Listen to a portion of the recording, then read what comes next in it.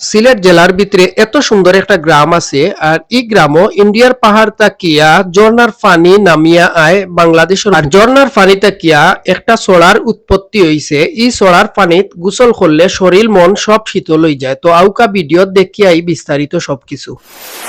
সিলেট মানেই অপরূপ আর সিলেট মানেই সুন্দর।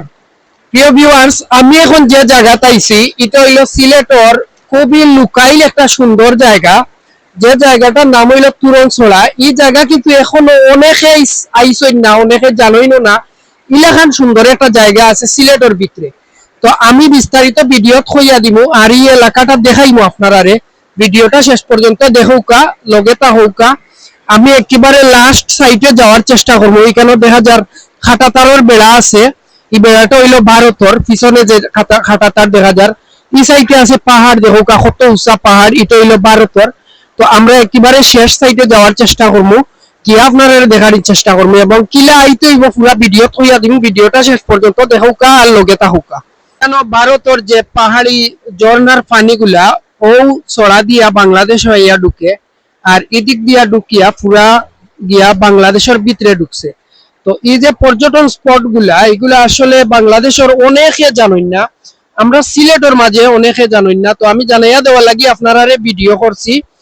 তো আর একটু ঘুরে গিয়ে আমি পুরা এরিয়া দেখাইমু, আপনারা সামনে যাই লগে তাহুকা। তো ভিডিওতে আপনারা যে সোড়াটা দেখতে পাররা এটার নাম হইল তুরংছড়া আর এই সোড়াটা সিলেট জেলার কোম্পানিগঞ্জ উপজেলাত অবস্থিত। তো বাংলাদেশ এবং ভারতের সীমান্তবর্তী এলাকা এটা। আজকের ভিডিওতে আমি সহজ করে দিলেইমো আপনারা কিলা যাইতে হইব, একেবারে রাস্তাঘাট দেখাইয়া দিমু। এই এলাকাটা এত সুন্দর আসলো আর শান্ত নিরিবিলি পরিবেশ। আপনারা যদি যাইন একান্ত নীরব কিছু সময় কাটানির লাগি এটা হইব পারফেক্ট একটা জায়গা। আর এখানে গিয়া যদি আপনারা গোসল না করেন তাইলে এই ভ্রমণটা কিন্তু পরিপূর্ণ হইতো না। তো যারা যাইবা আপনারা গোসলর প্রিপারেশন নিয়ে যাইবা। আর এই এলাকার যে সবুজ পরিবেশ দেখোকা সবকিছু মিলাইয়া অসাধারণ। পাহাড়ি ঝর্ণা, সবুজ প্রাকৃতিক পরিবেশ দেখিয়া যে কোনো মন ভরি দিব। তো আউকা কিলা আইতে হইব বিস্তারিত ভিডিও জানিলাই। এখানে আপনারা বুলাগঞ্জ সাদা পাথরের যে রোড আছে, রোডটা কি আপনারা ডাইনে দিয়ে একটা ব্রিজ উঠছে বুলাগঞ্জ যাওয়ার আগে, ও ব্রিজ ধরিয়া যাইবা সোজা রাস্তার সামনে দিয়ে। যাওয়ার পরে আপনারা সামনে একটা বাজার পাইবা, এই বাজারের নাম হইল দয়ার বাজার। তো আপনারা দয়ার বাজার থেকে সোজা ডাইনে দিয়ে রওনা দিবা।